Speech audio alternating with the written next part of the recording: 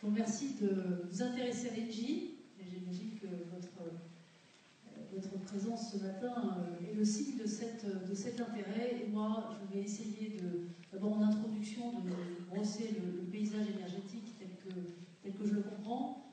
Vous parler de la stratégie de votre groupe et ce plan de transformation, vous dire où nous en sommes. Vous verrez que je crois que nous allons assez vite, même si nous avons encore un certain nombre de sujets à régler. Et puis, être là pour répondre à vos questions, je m'y emploie. Alors, d'abord, un mot du paysage énergétique.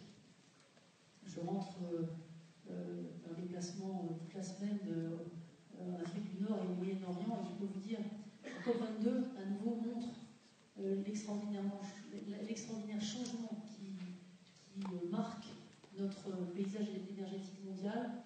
Je crois que ce qui se passe, c'est avant tout un changement de mentalité qui, au fond, c'est tellement spectaculairement mis en scène dans le cadre de la COP21, qui reste vrai aujourd'hui, malgré les élections américaines, qui auraient pu peut-être intervenir un petit peu de ce point de vue climatique purement Marrakech, la COP22. Je peux vous dire que dans ce secteur, l'atmosphère internationale reste à la conviction qu'il faut inventer autre chose du point de vue de la production, de la consommation d'énergie. Et au fond, cette convergence de point de vue, elle a provoqué une accélération de la maturation des technologies. Et ce que nous voyons dans notre secteur énergétique depuis une dizaine d'années nous montre qu'effectivement, probablement, une nouvelle génération d'infrastructures énergétiques est possible. Et nous pensons que nous allons vers un monde de l'énergie qui sera décarboné très largement, qui sera décentralisé. Qu'est-ce que ça veut dire décentralisé? Ça veut dire que là où finalement toutes ces dernières décennies, les systèmes énergétiques ont reposé uniquement sur des grandes centrales de production d'électricité et puis des grands réseaux pour acheter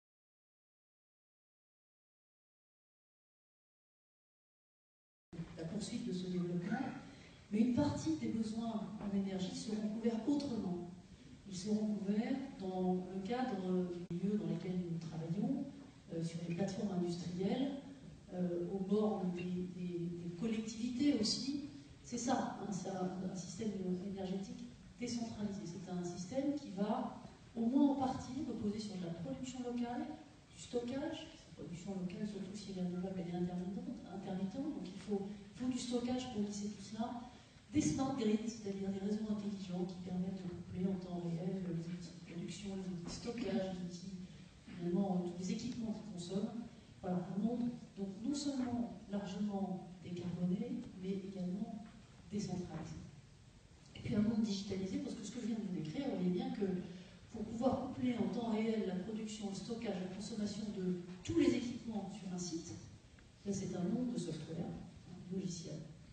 Nous allons vers un monde de l'énergie qui reposera en partie, en tout cas, sur la capacité à bâtir les logiciels énergétiques d'équilibrage temps réel de tous ces équipements. Et puis un monde d'Internet des objets, parce qu'il va falloir pouvoir, là aussi en temps réel, capter toutes les données relatives à ces systèmes. Donc voilà, donc un monde qui sera décarboné très largement, qui sera décentralisé en partie, moitié-moitié, les spécialistes, moitié centralisé, moitié décentralisé, mais que ce n'est pas marginal du tout. Et puis digitalisé. Alors, ça sont les grandes tendances telles que nous les comprenons. Engie a décidé d'être un pionnier de ce monde-là.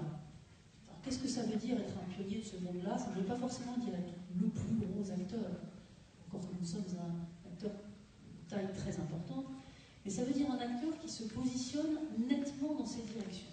Pourquoi? Alors, il y a une question de motivation de nos équipes, parce que ce sont des directions qui sont assez porteuses, assez motivantes. Pourquoi est-ce qu'elles sont motivantes? Regardez l'accès à l'énergie. 2 milliards de personnes, en fait, qui n'ont pas accès à l'énergie de manière correcte dans le monde aujourd'hui. Ces systèmes dont on vient de parler, en particulier les systèmes décentralisés, c'est une manière d'accélérer l'accès à l'énergie. Et elle le fait pourtant de manière responsable, c'est-à-dire sans faire dérailler le climat. Donc c'est profondément motivant. Nos équipes ont envie de faire ça. Première raison. Deuxième raison, et heureusement nous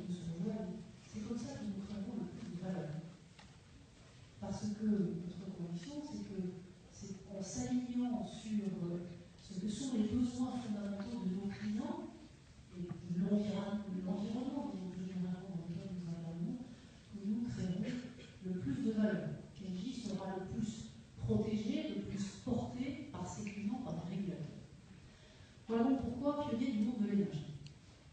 Alors, qu'est-ce que ça veut dire concrètement? Une fois qu'on a dit, on a envie de se mettre très nettement dans cette direction. Ce que ça veut dire très concrètement et finalement structure notre plan de transformation.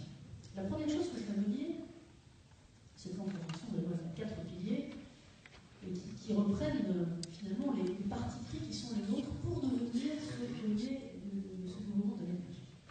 Le premier parti pris qui nous conduit à redessiner et à simplifier notre portefeuille d'activité, c'est de dire nous n'implémentons plus aujourd'hui que des solutions industrielles qui sont au cœur de ce monde de l'énergie de demain. Alors, cette petite phrase a des impacts significatifs.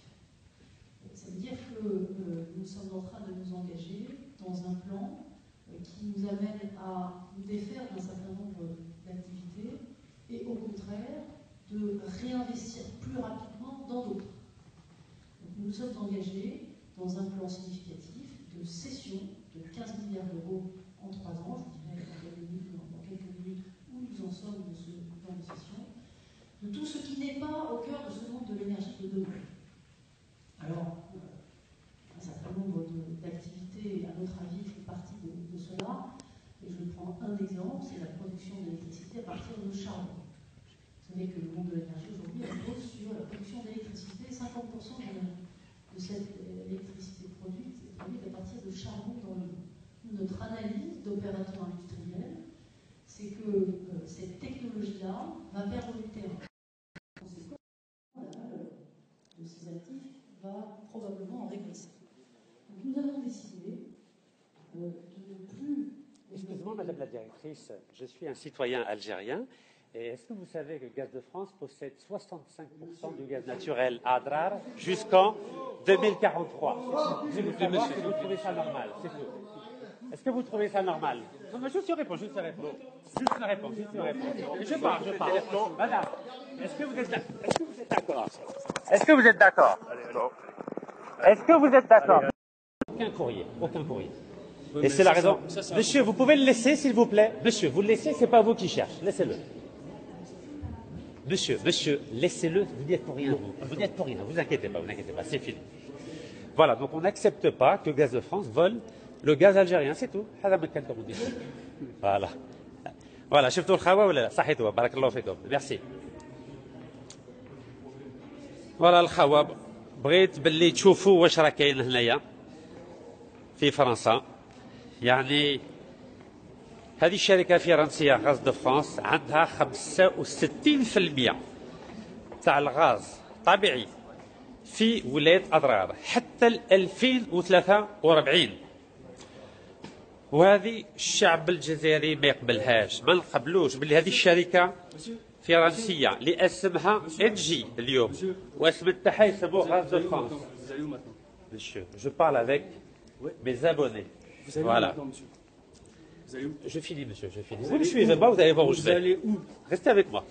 Donc, هذه الشركة فرنسية. هذه. Venez avec moi, je vais vous expliquer. Vous allez où? هذه الشركة فرنسية اللي عندها الغاز طبيعي تاع الجزائريين اللي ماتوا عليها، هذه البلاد اللي ماتوا عليها 1.5 مليون شهيد. ما نقبلوش باللي هذه الشركة فرنسية مستعمر الجزائر مع 65% تاع الغاز طبيعي تاع ولاية أضرار حتى 2043.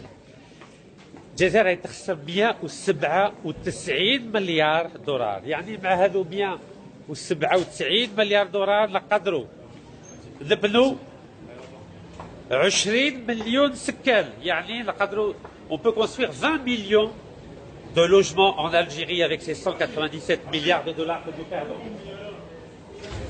هذه ما قبلوهاش ومع هذو 197 مليار دولار نقدروا نبنوا 2000 مستشفى. Nous pouvons construire 2000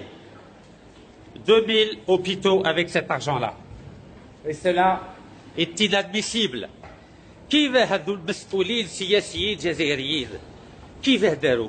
باعوا الكنز تاع الشعب الجزائري، كنز تاع سيدي ربي في الجزائر. هذه الشركة أجنبية تاع فرنسا اللي استعمرتنا 132 سنوات. هذه ما هيش مقبوله، ما نقدروش نقبلوها. على هذا الشيء ان شاء الله كي ندوها هذا الكونترا مع فرنسا نعودوه باه الشعب الجزائري هو يكون عنده هذو 65% تاع الغاز الطبيعي في أضرار. Donc j'ai souhaité venir aujourd'hui lors de cette conférence du groupe Gaz de France NJ à Paris pour bien montrer que nous allons renégocier ce contrat de la honte qui déshonore le peuple algérien et l'Algérie aux yeux des chouhada اللي ماتوا الله يرحمهم باه الجزائر تكون بلاد حرية. Donc maintenant يا خاوة نقبض الطريق ان شاء الله ونتلاقاو في مدينة غرونوبل الساعة 3:30 امام المستشفى تاع السي عبد العزيز بوتفليقة، وتشوفوا بعينكم لو كان راح البلاد ولا مازال هنايا يداوي روحو. تشوفوا بعينكم عندنا الرخصة باه نديروا هذا الاحتجاج السلمي باه نطلبوا لو بولتان دو سونتي دو بريزيدون الجزائري، دستور الجزائري ساعدنا باه الشعب الجزائري يولي يعرف هل الرئيس الجمهورية الجزائرية راح عنده صحته ولا ما عندوش صحته، هل هذو 40 سراقين راهم يخدموا باسمه ولا هي راه يحكم هذه البلاد. ونشوفوا ومرحبا بكم ان شاء الله نتلاقاو الساعة 3:30. Donc je donne rendez-vous donc à nos concitoyens algériens qui sont dans la région de Grenoble, de Lyon, de nous rejoindre devant la clinique d'Alembert au 124 rue d'Alembert à Grenoble à 15h30 Inch'Allah من بعد صلاة الجمعة. وتهلاو في روحكم والسلام عليكم. هذا هو الجزائري هنايا. أهلا. عليكم السلام. رانا لايف اون ديريكت خويا، واش راك؟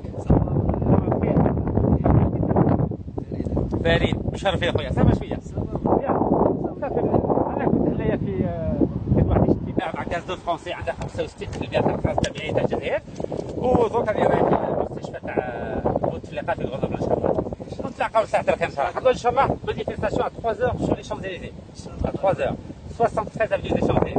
سي فايد تهلا في روحك، بون كوراج، عايشك في الامان. شوفوا بعينيكم، ماني نخبي لكم حتى حاجة. واحد يشوف بعينيه يسمع بوذنيه، خير من واحد قال باللي سمعت ولا قالوا لي، وشي راه باين.